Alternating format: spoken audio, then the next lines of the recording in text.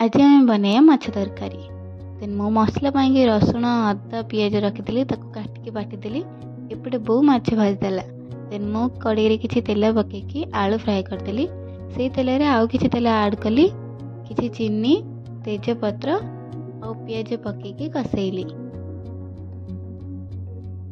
पिज टिके कसी गला परे से मसला आड कली। देन मसला को टिके कसेली। मसला रो तेल छाड़गला आउ टिके पानी देकी कसेली। देन से टिके मीट मसला पकेली।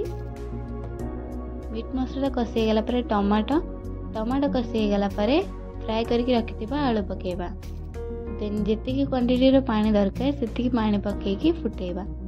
पानी फुटला परे ता देहरे माछ पकेबा।